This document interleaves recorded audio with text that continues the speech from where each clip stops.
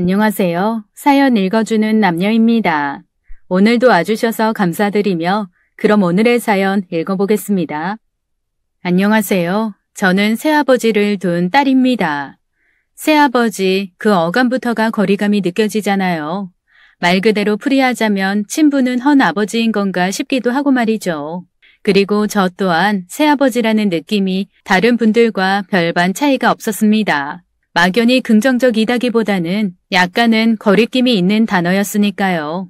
저도 다른 가정처럼 새아버지랄 것 없이 원래 나의 친아버지와 살면 평범하고 좋겠지만 사람 일, 특히나 가족 문제가 꼭 교과서처럼 뜻대로 되는 것이 아니었습니다. 세상엔 다양한 가족관계가 존재하고 저 또한 어쩔 수 없는 상황으로 인해 그런 다양함 중 하나일 뿐이라는 걸 알게 되었네요. 그리고 말 그대로 다른 것이지 틀린 것이 아님을 정확히 말씀드릴게요. 제게는 새아버지가 헌 아버지보다 더 소중하고 고마운 사람이니까요. 하지만 이런 제 마음의 인식과는 타인의 인식은 여전히 다르더라고요. 인터넷에 새아버지를 검색하면 바로 뜨는 것이 새아버지 학대, 재산 다툼, 살해까지도 뜨더군요. 참 살벌하지 않을 수가 없어요. 그만큼 충격적이고 부정적인 결과들이 많았었기에 일어나는 사회 현상이자 선입견이라고 생각합니다. 원래 좋은 결과는 사람들이 잘 기억하지 못하잖아요. 자극적이고 기분 나쁜 것만 오래 인상에 나고 말이에요. 저는 저부터라도 새아버지라는 인식이 바뀌었으면 하는 바람에서 이렇게 사연글을 적어봅니다.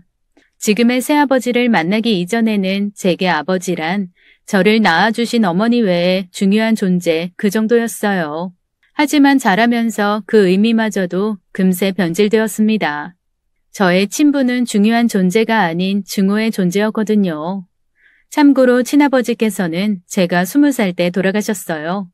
그 후에 저희 어머니가 제가 하시면서 지금의 새아버지를 만나게 된 것이고요. 제 친부는 참으로 불성실한 가장이었습니다. 말 그대로 절 낳아만 준 사람이었어요.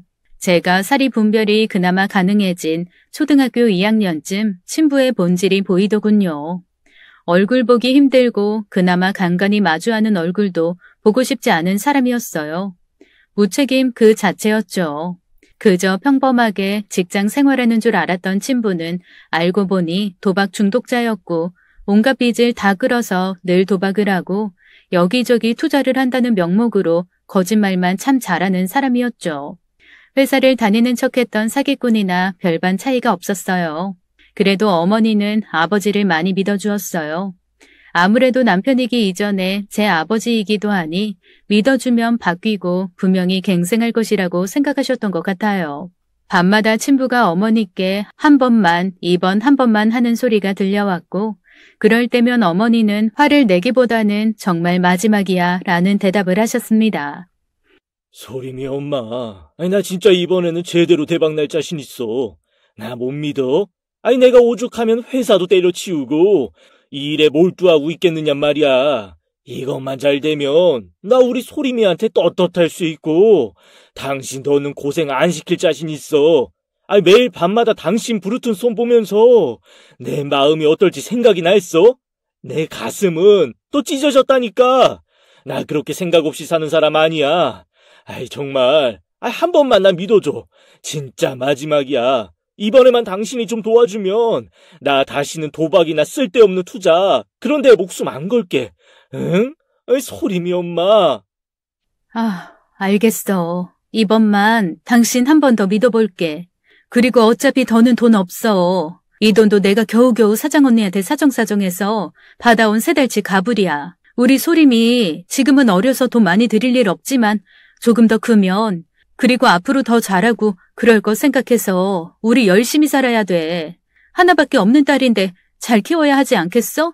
제발 이제는 정신 차리고 살자 여보. 응? 제발. 어릴 때는 그 말이 무슨 말인지 몰랐지만 나중에 물정을 다 알고서야 그 말들이 무슨 말인지 이해가 되었어요. 그저 친부의 새치여만 믿고 어머니는 끝없이 도박 자금을 대주셨고 그 결말은 참담함 그 자체였습니다. 정말 대학 가기 전까지 수없이 이사를 다녔던 기억이 있어요. 그래서 나중에는 저도 요령이 생겨서 집에 정도 안 붙일 뿐더러 짐도 거의 풀지 않았습니다. 당연히 집은 점점 좁아졌고 제 방 부모님 방 구분이라도 되어 있었던 집은 마지막엔 원룸이 되어버렸습니다. 그리고 짐도 하나둘씩 다 버리면서 이사를 했고 말이에요. 그리고 정말 끝에는 그 좁아터진 방에 짐도 몇 없는데도 빨간 딱지가 붙은 걸 보았습니다. 기름 보일러에 기름 넣을 돈이 없어 겨울에는 엄마가 꾸벅꾸벅 조시면서 제가 잠들어 있는 이불 속에 드라이기를 막 쐬어주셨어요. 집안인데 입에서 입김 나는 게 보일 정도로 추웠었거든요. 그 지경인데도 아버지는 얼굴도 보이지 않았고 어머니는 밤낮으로 일을 하러 다녔습니다. 저와 어머니에게 집은 그저 잠을 자는 생존의 공간일 뿐이었죠. 그나마 어머니가 정말 죽어라 일을 하셨기에 제가 학교 생활을 하고 자라가면서 크게 문제는 없었어요.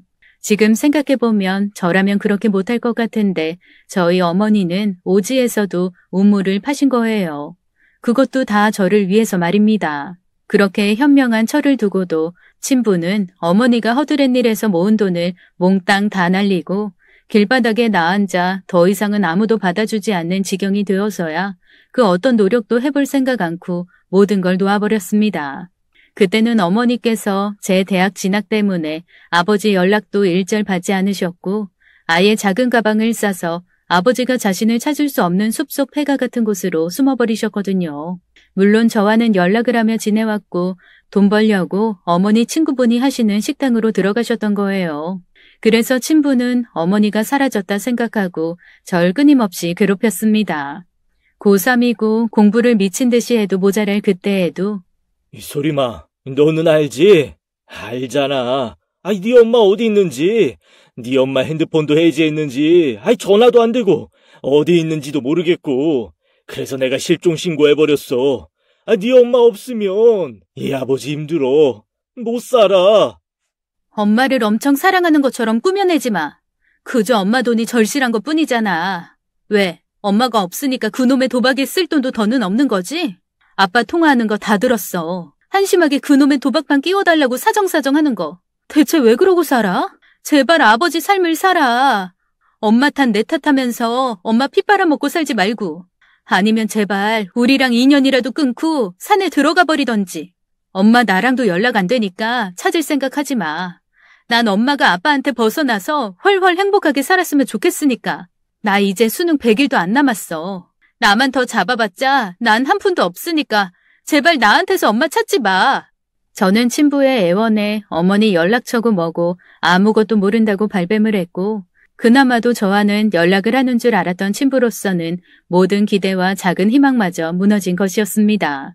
한마디로 친부에게는 그저 최종적으로 돈 나올 구멍이었던 어머니마저 연락 두절되니 한심하고 무책임하게 자신의 생까지 놓아버리셨죠. 그때가 제가 막 대학에 입학했을 때였습니다. 친부가 개차반이어도 악바리같이 돈 벌어주는 어머니 덕에 저는 대학은 갔어요. 그리고 20살이 되던 해에 친부의 부고 소식이 들려왔습니다. 저는 부소식이 희소식이라고 그래도 친부가 더는 자신에게 돈을 대줄 데가 없으면 정신 차릴 줄 알았어요. 못해도 막일이라도 하면서 자기 살 길 찾아 살고 있겠지라고 생각했습니다. 소리마, 네 아빠가 스스로 목숨을 끊었다. 경찰에서 연락이 왔어 나한테. 내가 확인하고 장례 진행하고 있을 테니까 너도 와야겠어. 고모들한테는 내가 연락했어. 먼 길이니까 조심히 와. 친부는 제 말을 들어준 건지 산속에서 생을 마감했고 며칠이 지나서 발견이 되었다 들었습니다.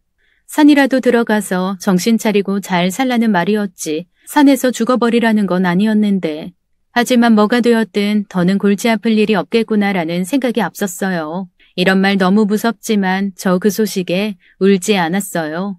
담담했습니다. 어쩌면 웃었을지도 모르겠어요. 다 끝났다고 말이에요. 친부가 죽음으로써 엄마의 밑빠진 독 채우기 개고생도 끝이구나. 그렇게 단순히 생각했습니다.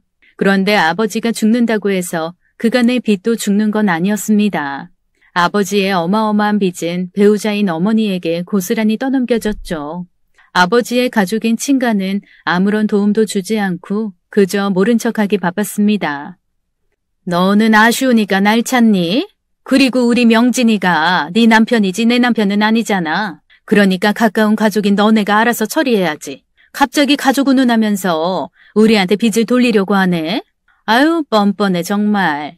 고모의 말을 듣자면 저희 가족이 그간 친가에 꽤나 손을 벌린 듯 들리지만 친가나 친부나 금전적인 문제가 생기면 무조건 저희 어머니에게만 책임을 전가했습니다. 다른 건 몰라도 딸인 제가 옆에서 다 봐왔기에 제일 잘 알고 있었어요. 심지어 아버지의 장례 비용까지 고모들은 한 푼 보태지 않고 쓴소리만 내내 하다가 돌아가 버렸습니다. 저는 돌아가는 고모들의 뒤통수에 대고 소리 질렀어요. 고모들, 정말 그러는 거 아니에요. 우리 엄마가 뭘 그렇게 잘못했는데요? 쥐뿔 없는 집에 시집와서 시집살이는 다 하고 시집살이도 모자라서 아버지 도박빚만 내내 갚았어요. 그나마 엄마 덕에 아버지도 저 때까지는 사신 거예요. 엄마 때문에 지금 죽은 게 아니라 여태 다 봐놓고는 나보다 더 잘 알면서 다들 왜 그러세요?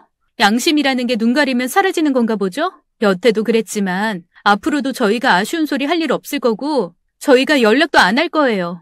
오히려 이 상황이 되니 죽은 아버지가 다 불쌍해지네요. 자기가 죽었는데 진짜 핏줄인 자기 식구들이 이렇게 남보다도 못하게 외면을 하니 말이에요.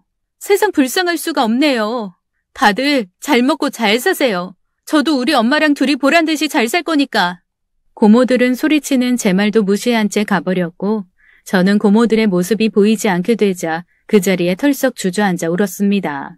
그때의 눈물은 돌아가신 친부가 불쌍해서도 아니었고 장례식장이어서도 아니었어요. 그냥 그런 저를 토닥여주는 어머니가 안타까워서 눈물이 났습니다. 그리곤 슬픔이고 뭐고 접어두고 냉정한 현실을 위해서 정리를 시작했어요. 그 순간 무조건 엄마와 내가 다 짊어지게 생겼다. 난 대학을 그만둬야겠구나 결심하고 있었어요. 아버지의 장례를 치르고는 그래도 어머니는 끝까지 아버지 가는 길을 외롭지 않게 해주었습니다. 제가 어머니라면 아버지 유골함이고 뭐고 다 내던져버릴 것 같은데 어머니는 잘 모셔주었죠. 네 아버지 그렇게 나쁜 사람은 아니야. 그냥 불쌍한 사람이지. 혼자서 그 산속에 들어가서 얼마나 무서워서 떨었을까. 어두운 걸 죽기보다 싫어해서 밤에 불도 켜고 자는 사람인데 그 시간에 그 어두운 산속에서 그 무서움도 잊을 만큼 사는 게 더 무서웠나 봐. 이미 늦었지만 그래도 가는 길이라도 덜 무섭게 보내주자 소리마. 모르긴 몰라도 네 친아버지잖아. 네 아빠 없으면 우리 소리미도 없을 거 생각하면 난 크게 원망 없어. 그리고 저는 그 해에 대학을 휴학하고 죽어라 일만 하는 어머니를 위해 저도 죽지 않을 만큼만 일했습니다. 정말 안 해본 아르바이트가 없었던 것 같아요.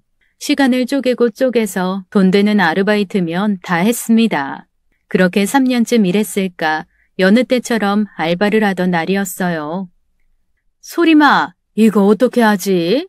미순이모가 은행일 때문에 오늘 출근 많이 늦는다네. 근데 우리 맨날 갖다 줘야 하는 데 있잖아. 거기만 소리미 네가 잠깐 해줄 수 있니? 오늘만 좀 부탁할게. 어디인지는 우리 소림이 똑똑해서 다 알지? 그날따라 배달이모가 아프셔서 늦게라도 못 나오셔서 결국에는 결근하셨고 저는 머리에 백반쟁반을 서투르게 이고는 쇼핑몰 안으로 뛰어다녀야 했습니다. 그러다가 건너 건물로 배달을 가게 되었는데 달리는 오토바이와 부딪혀버렸죠. 그래서 발목 인대가 나갔어요. 처음에는 삐끗한 것인 줄 알았는데 오토바이 운전자와 병원을 찾으니 의사가 수술해야 한다고 하더군요. 그런데 그 와중에 저와 부딪힌 오토바이 운전자분이 좀 몰상식한 분이셨고 제게 오히려 피해를 호소하셨습니다. 자신이 오늘 할당된 배달을 돈으로 계산하면 어마어마한데 저 때문에 다 망쳤다고 다 물어내라고 말이에요. 저도 헛똑똑이인지라 그렇게 따지고 드니 수술을 해야 하는 입장인 제가 오히려 사과를 하고 있더라고요. 학생, 시간이 돈이라는 거 잘 알지? 내 오늘 하루만 몇백이야. 알아? 지금도 총각을 다투면서 일해도 모자를 파네. 내가 지금 학생 때문에 병원에서 죽치고 있는 게 말이 되냐고. 협의고 뭐고 다 필요 없으니까 그냥 나 다시 일하러 가게 보내주고 나중에 딴소리 하지 마. 알겠어? 지금 이 순간부터 아가씨가 다 협의한 거야. 알겠지? 뭐 다리 수술을 했다느니 통원 치료를 해야 한다느니 돈돈거리면 그거 사기되는 거야. 오토바이 운전자분 목소리가 워낙 커서 바로 제 옆에 교통사고로 누워 계셨던 아저씨께서 한 소리 하셨습니다. 얼씨구, 지랄. 야, 이 사기꾼아. 네가 사기꾼이지. 학생이 어리고 순진해 보이니까 바로 등쳐 먹으려는 거 보소. 네가 배상을 받아야 한다고? 참네.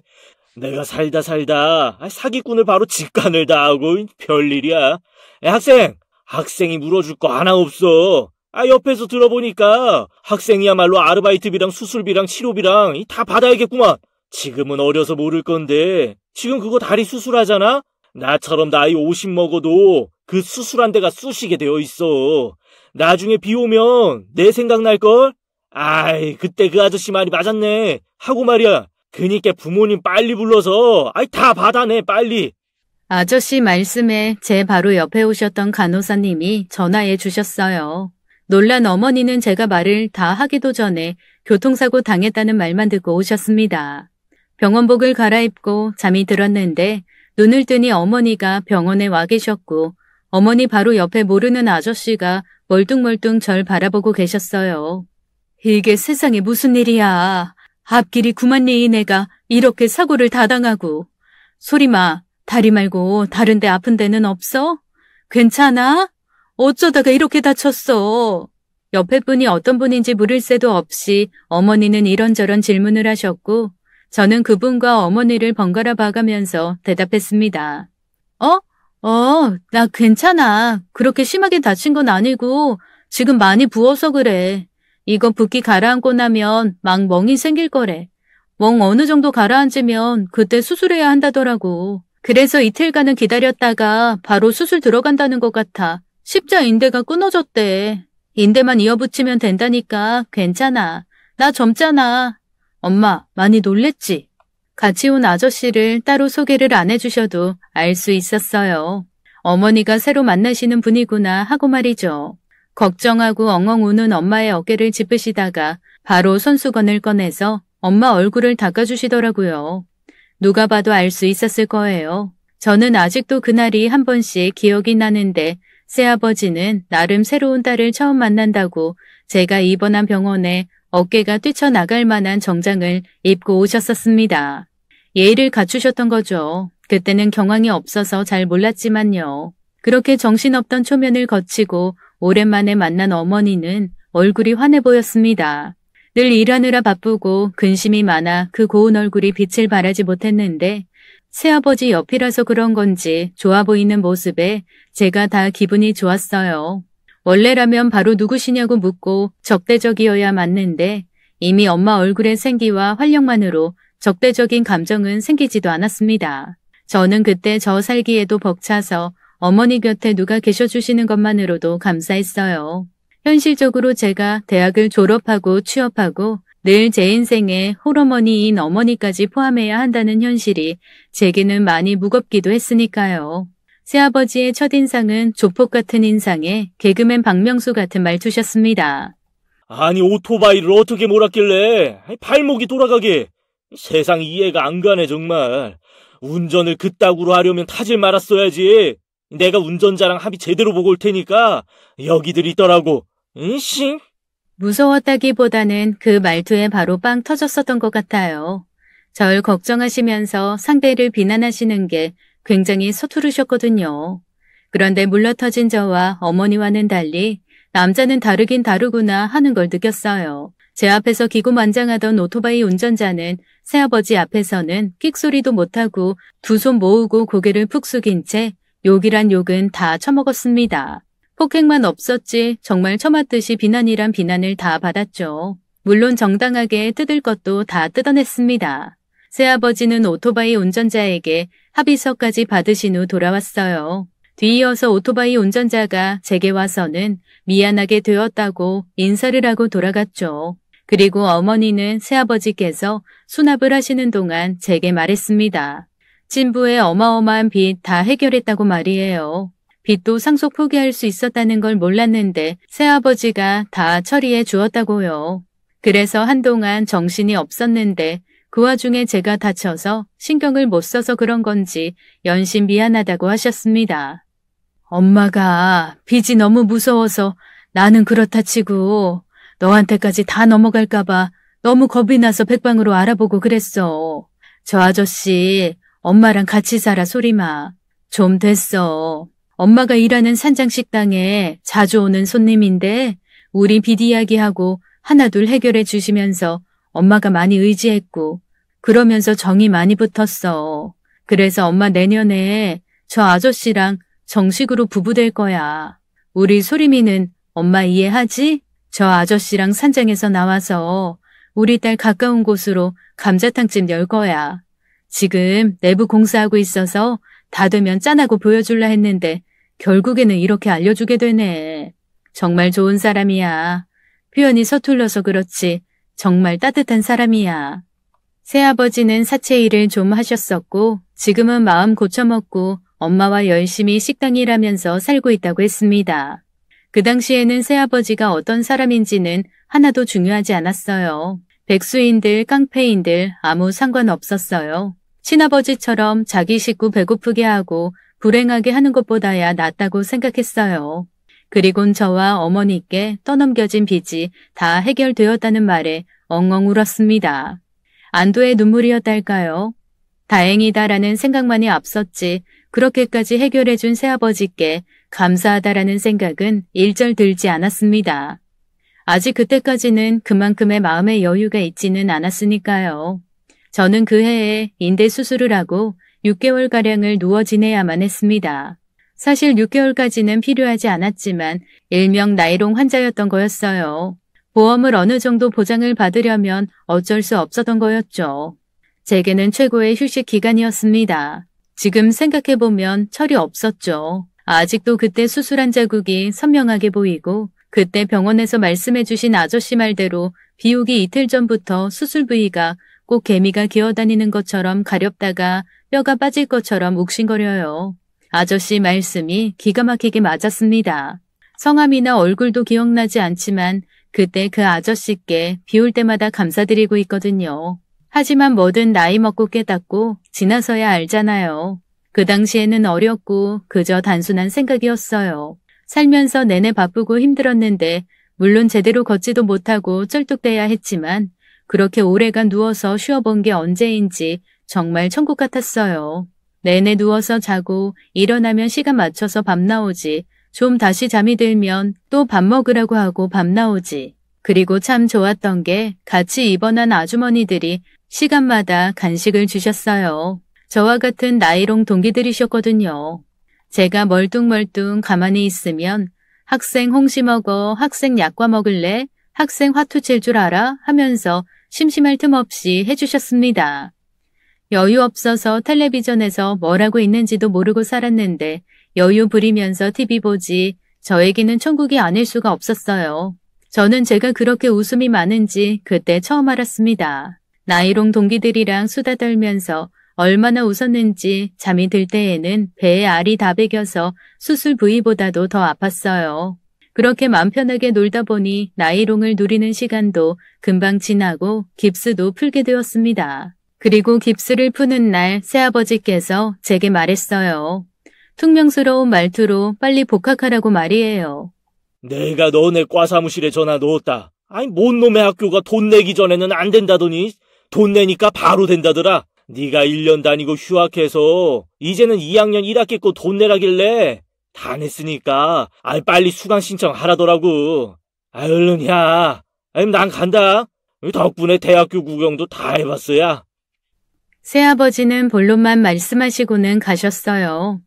저야 학교 일정이나 이런저런 것들을 다 꿰고 있으니 쉽지만 새아버지 입장에서는 모든 게 처음이고 어려우셨을 텐데 이제 막 태어난 절 위에서 모든 걸 다 해결해 놓으신 상태였습니다.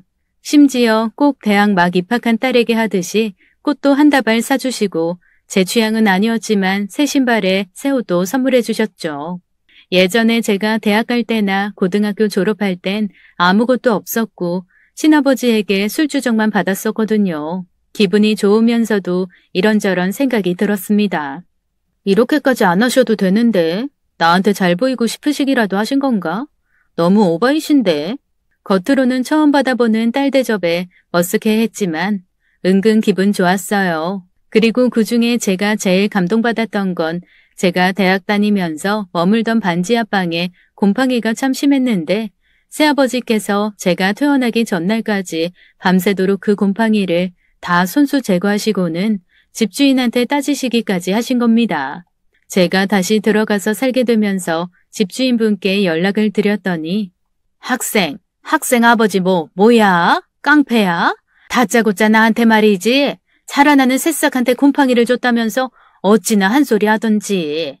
내가 무서워서 있잖아. 그 방벽지 싹 다 갈아줬어. 그렇게라도 안 하면 쫓아온다고 해서 말이야.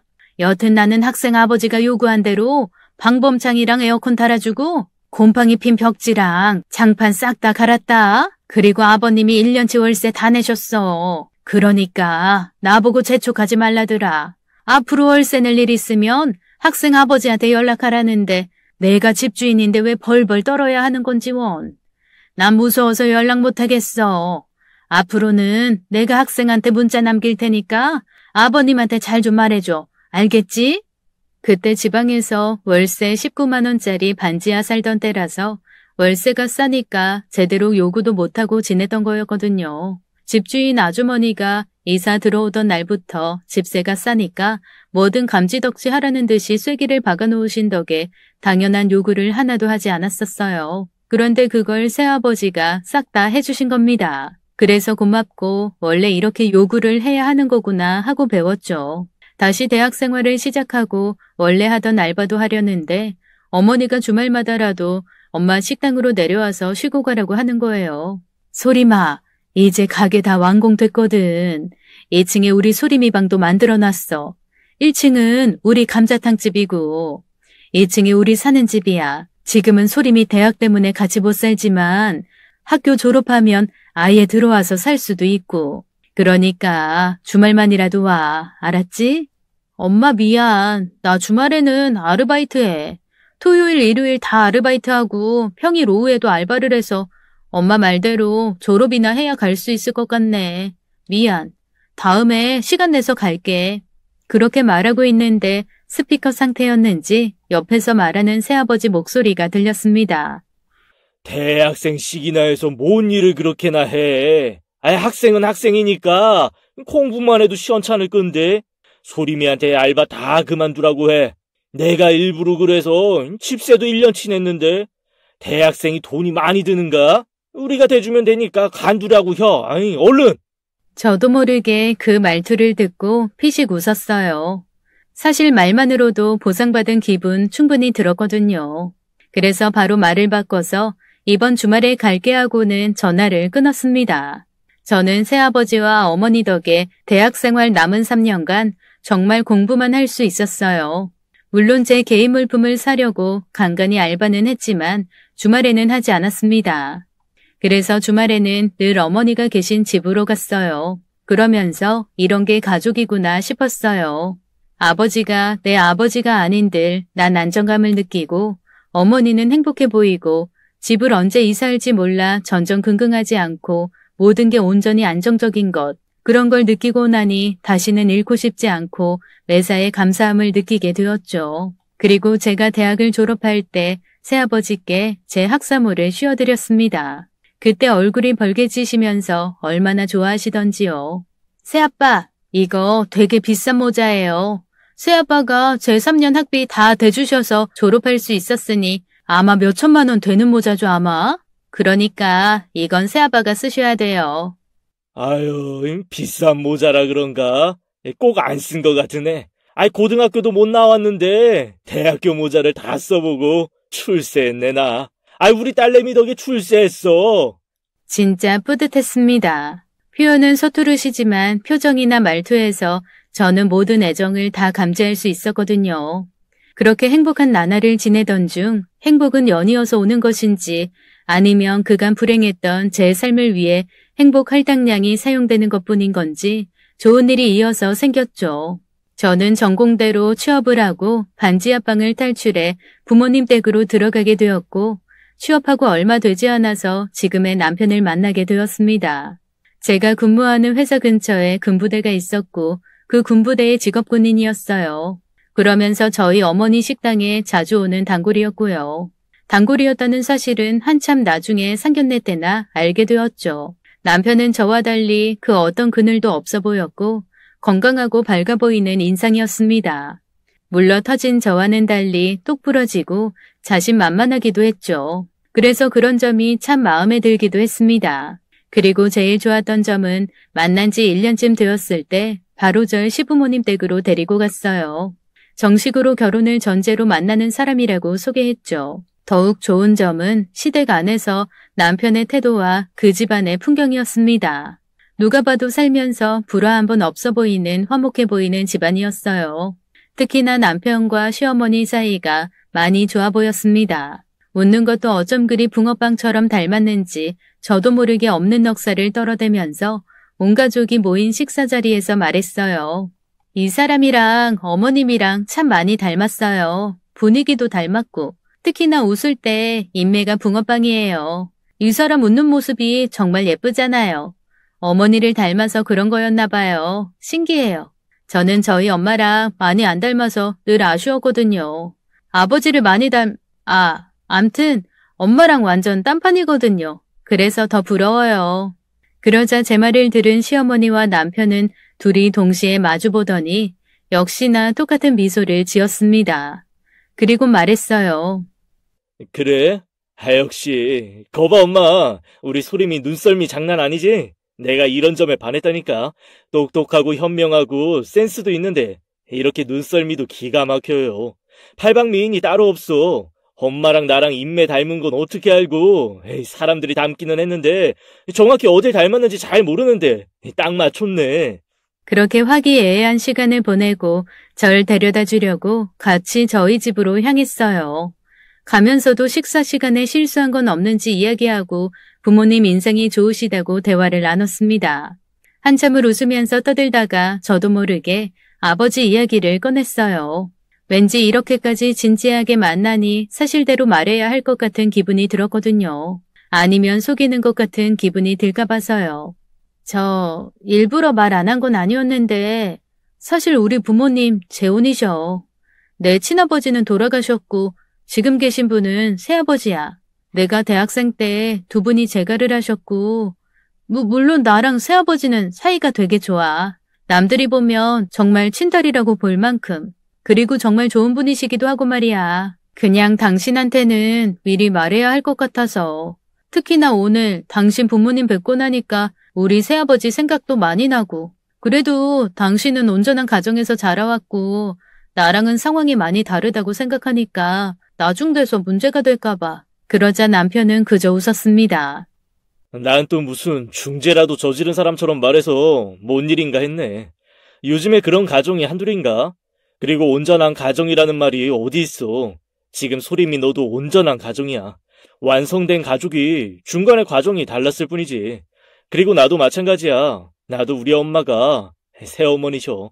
나 초등학교 때 우리 친엄마가 병으로 돌아가셔서 중학교 때인가 새어머니가 오셨어. 지금이야 사이 많이 좋은데 그때는 철이 없으니까 새어머니 많이 힘들게 했어 내가. 맨날 악쓰고 투정 부리고 아버지한테 폐악질 부리고 집도 나가보고 친엄마 보고 싶다고 질질 울고 참 꼴값은 제대로 떨었었지. 요즘은 가끔씩 엄마가 놀리셔. 내가 울보였다고 말이야. 친엄마 돌려놔 하면서 눈물 콧물 다 흘리고 울었다고. 그래서 나는 그런 거 없어. 지금 엄마가 내 친엄마야 나는.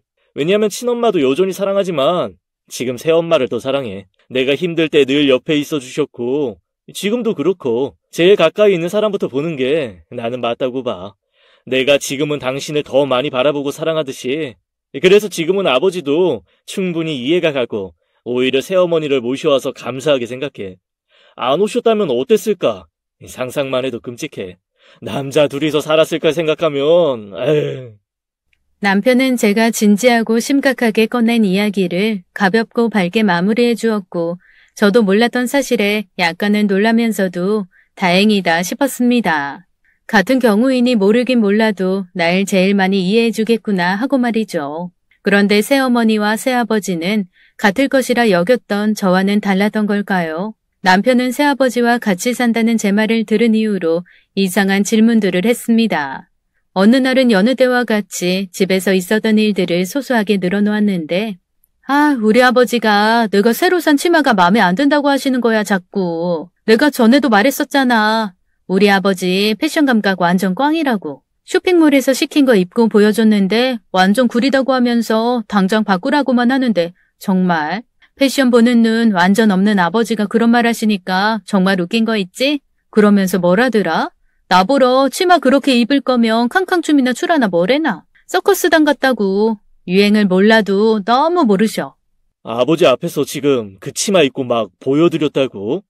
그건 좀 길이도 짧고 좀 그렇지 않아? 원래 딸들이 아버지랑 대면하고 그렇다는데 자기는 아버지랑 사이가 좋네. 그것도 아주 과하게. 그런 이야기를 처음 꺼낸 것도 아니었어요. 그전에도 사사로운 가족 이야기들 자주 했었고 제가 판단하기에 전혀 문제가 없었거든요. 그런데 유독 아버지가 새아버지였다는 말을 들은 이후부터 남편의 말투가 많이 달라진 걸 느꼈습니다.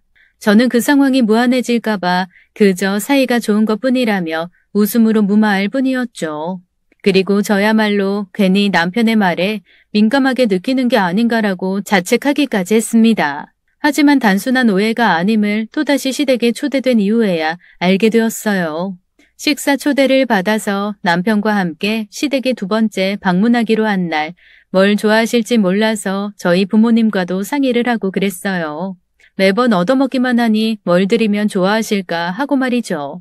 그때 새아버지께서 너 지난번에 집에 들어올 때 보니까 무슨 향 같은 거 놔둔데 그런 거 사드리는 게 어떨까나? 처음에는 네가 담배라도 태운 줄 알고 놀랬는데 나중 되니까 그게 담배 냄새 아니고 절에서나 나는 무슨 나무향 같더란 말이지. 내가 찾아보니까 집에서 많이들 향초 피우던데 그런 건가? 저도 모르고 있었던 부분인데 투박한 새아버지 외형과는 다르게 굉장히 섬세하셨습니다. 남편에게 얼핏 물으니 인센스 스틱이라고 시어머니께서 좋아하시는 향 스틱이 있다고 하더라고요. 그래서 딱 그거다 싶어서 잔뜩 사서는 시댁에 갔습니다. 그랬더니 너무 좋아하셔서 뿌듯했어요. 어머, 저번에 들은 대로 우리 소림이 센스가 정말 대단하구나. 내가 이런 거 모으는지 어떻게 알았어? 나 이런 선물 엄청 좋아해. 소림아, 너무 고맙고 감사해. 특유의 러블리한 말투로 고마워하시면서 절 안아주셨고 저는 그 순간에 새아버지께 감사했어요. 이렇게 새아버지 덕에 점수를 딸 줄이야 하면서 말이죠.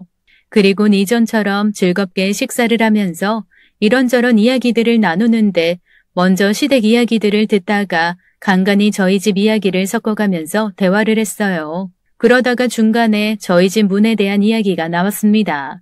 어머니가 예전에 한번 쓰러지신 적이 있어서 저희 집 문에는 잠금장치가 없거든요. 대신 방 안에 사람이 있으면 문 앞에 조명이 켜지게 되어 있어요. 그걸로 서로 배려하면서 특히나 화장실 같은 경우에는 잘 확인을 하고 써요. 그 이야기를 하다가 갑자기 남편이나 시어머니 표정이 심각해지시는 겁니다. 그러다가 이야기를 꺼내시는데 아무리 그래도 그건 좀 아니지 않니? 소림이 너 자는 방이라도 잠금장치 해놔. 모르긴 몰라도 다 큰 딸인데다가 네 아버지 새아버지시라면서 너도 조심을 해야지. 순간 저는 그 말을 듣고 어떻게 대처를 해야 하지 하고 놀랐습니다. 저는 새아버지를 그런 쪽으로 조금도 생각해 본 적이 없었는데 우선 남의 눈으로 봤을 때 그런 쪽으로도 생각할 수 있겠구나 싶어서 놀랐고 아무리 그래도 새아버지도 아버지인데 뭘 그렇게까지 생각하나 하는 마음도 동시에 들었죠. 제가 아무 말 못하고 당황하고 있으니 옆에 있던 남편이 이어 말하는데 시어머니와 같은 생각이라면서 한순간 저희 새아버지가 범법자인 것처럼 분위기가 만들어졌습니다. 아니, 그게 꼭 새아버지라서라기보다는 친아버지가 안 좋은 경우도 많다더라. 그러니까 우리 엄마 말씀은 조심해서 나쁠 건 없다고 하시는 것 같아. 하물며 어린 여자애들도 방문은 다 잠금장치가 되어 있는데 당신은 다 큰 성인이기까지 하니 더더욱 조심하라. 그런 거니까. 너무 나쁘게 듣지 마. 그런데 그 순간 그동안 남편의 말들도 떠오르고 이전 방문 때와 다른 시댁 식구들 태도도 그렇고 불쾌함이 밀려와 더는 식사를 이어갈 수가 없었어요. 그래서 그 자리에서 죄송하다고 연신 사과를 드린 후 급히 집으로 돌아와 버렸습니다.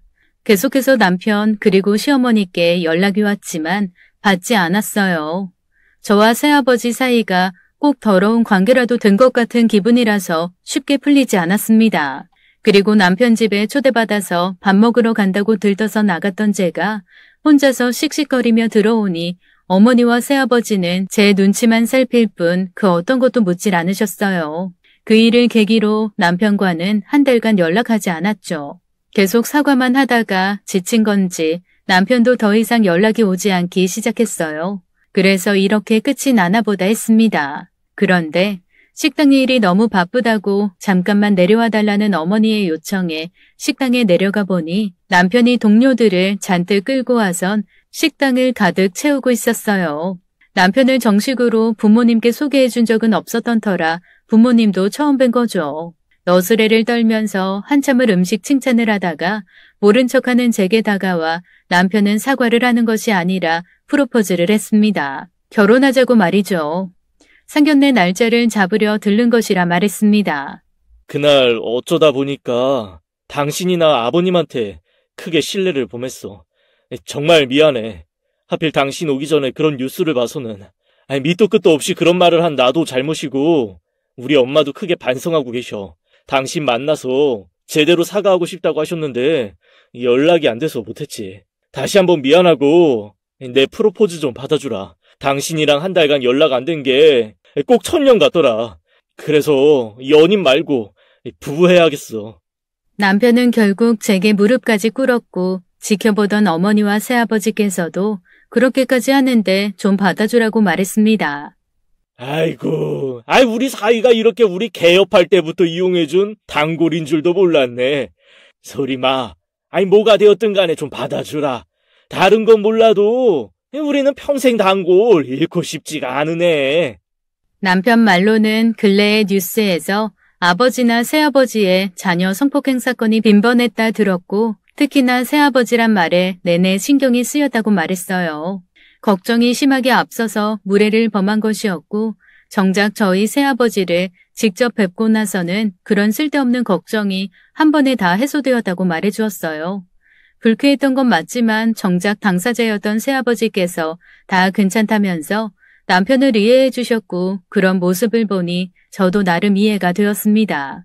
그리고 남편이 계획했던 대로 그 일이 있고 얼마 지나지 않아서 저희 부모님과 시댁 어르신들끼리의 상견례가 있었어요. 서로 진지하게 솔직한 이야기를 나누면서 저희 부모님은 남편과 시댁 어른들을 현명하게 봐주셨고 당연히 저희 새아버지를 시댁에서 더욱 좋게 봐주셨습니다. 그렇게 한참을 서로의 자식들에 대해서 이야기를 하던 중에 우리 소림이는 애가 얼마나 똑부러지고 현명한지 몰라요. 자기 하는 일도 잘하고 우리 애가 웬만해선 여자친구 안 데려오는데 소림이가 처음이었다니까요. 그런 말 다 한 거죠 뭐. 소림이만큼 괜찮은 애가 없어요. 성숙하고 뭐든 알아서 잘하는 만능이요. 아이고, 우리 안사돈 분께서 잘못 보셔도 한참을 잘못 보셨네요. 우리 소림이 말씀하신 대로 그렇게 완벽한 아이 아닙니다.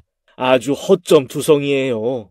애가 마음도 약하고 정도 많아서 불쌍한 사람 그냥 못 지나치고 지도 돈 없으면서 다 털어주는 녀석이고요.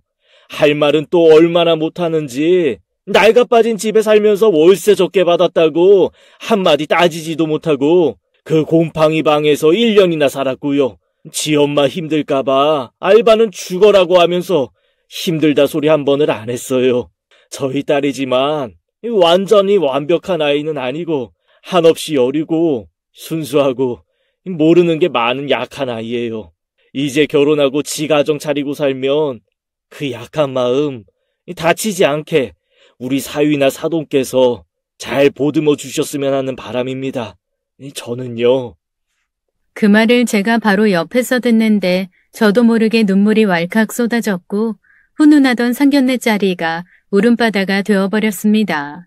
그 와중에도 새아버지는 우는 저와 어머니를 달래느라 정신이 없었고 저는 혹여나 그 자리에 대해서 시어머니나 아버님 혹은 남편이 기분이 나빴을까봐 걱정이었는데 다행히 그런 일은 없었어요. 오히려 가족애가 두터워서 좋게 봐주셨다고 들었습니다. 특히나 시어머니께서 저희 새아버지 칭찬을 많이 하셨다고 들었어요. 우리 엄마가 사돈이 이렇게 마음에 들기는 처음이겠대. 장모님도 인상이 참 좋아 보이시고 특히나 두 분 사이가 너무 좋아 보이셔서 질투가 다 나더라고 하시더라고. 알다시피 우리 아버지는 무뚝뚝하신데 아버님은 꿀이 뚝뚝 떨어지시니까 특히나 안 그러고 싶어도 상견례 내내 장인어른이 소림이 너한테 하는 걸 주의 깊게 보게 되었는데 진짜 친딸한테는 그렇게 못할 것 같다고 하시더라고. 우리 룸으로 막 들어갈 때 장인어른이 당신 코트 받아서 걸어주시고 당신 좋아하는 전복 먹으라고 대화 내내 챙겨주시는 거 보면서 정말 좋으신 분이고 좋은 아버지이시라고 말씀하셨어. 그리고 그런 분을 오해나 하고 그랬다고 다시 한번 죄송하시대. 저 또한 상견례 자리에서 시어머니가 달리 보였습니다. 애초부터 새어머니인지도 몰라볼 만큼 남편과 사이가 좋으셨기에 새어머니인들 아닌들 상관은 없었지만요. 상견례 자리에서 일부러 시어머니는 본인이 새엄마라는 걸 밝히시면서까지 저희 새아버지와 유대감을 맞추려고 노력하셨습니다. 물론 그 덕에 양가 부모님들의 이야기가 길어지기도 하고 공감도 많이 되었고요. 그렇게 한 관문을 지나고 결혼 준비를 하게 되었습니다. 그런데 상견례하고 바로 결혼하게 될 줄 알았는데 생각보다 결혼은 힘든 관문이었어요. 새아버지께서 저와 남편의 건강검진이 필요하다고 하셨어요. 그건 필수라고 말이죠. 그래서 검진도 받고 그 다음은 등산을 높은 곳으로 가라고 하시는 겁니다. 둘이 힘든 거 같이 해본 적 한 번도 없지. 원래 몸이 정말 힘들 때 본성이 나오는 법이거든. 결혼 정말 쉽게 생각하면 안 되는 거야. 급한 거 아니니까 너희들 진지하게 생각해 볼 시간을 더 주는 거지. 하지만 새아버지께서 간과한 것이 있었습니다. 남편의 직업은 군인이고 저는 비루한 몸뚱아리를 가진 등급은 운동 부족 직장인이라는 것을 말이죠. 정말 새아버지 말씀대로 인성이 바닥까지 내려가더군요. 산은 왜 이리도 높고 힘이 드는 건지 정말 욕만 안 했지 아무렇지 않은 남편에게 온갖 원망을 해가며 찡찡대고 말도 아니었습니다. 그런데 그러면서 발견한 것은 그만큼 남편의 끈기 있는 모습과 내내 짜증내는 저를 다 받아주는 평온한 모습이 굉장히 좋게 보였죠. 물론 남편은 제가 인성 쓰레기로 보였겠지만 말이에요. 그렇게 새아버지께서 하라는 걸 다 하고 마지막 관문이 딱 1년 뒤에 결혼하라는 것이었습니다. 온갖 원성을 다 들으시면서도 왜 그리 결혼을 미루시는 걸까 싶었는데 나중에 어머니에게서 들었어요. 결혼하기 전까지만 한 집에 같이 살 수 있으니 그 시간을 더 가지고 싶으셔서 그랬다고 말이에요. 뒤늦게 사실을 알고 결혼을 미루게 한 아버지에 대한 원망을 눈물로 씻어야만 했습니다. 정말 새아버지는 저를 친딸로 생각하셨구나 싶었어요.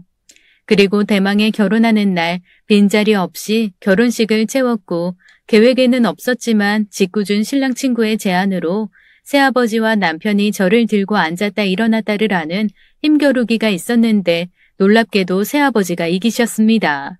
그리고 새아버지께서는 저를 안고 일어서는 내내 말씀하셨어요. 제발 잘 살아라, 행복하게만 잘 살아라 하고 말이죠.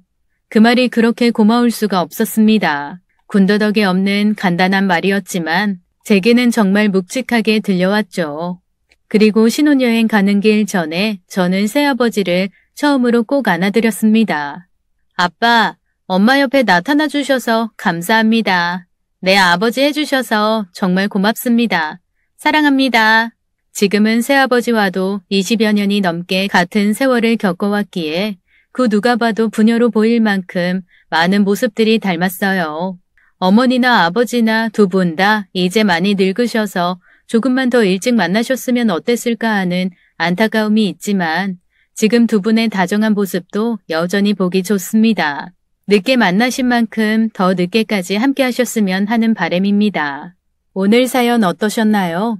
새아버지가 인간적으로 너무 좋으신 분 같네요.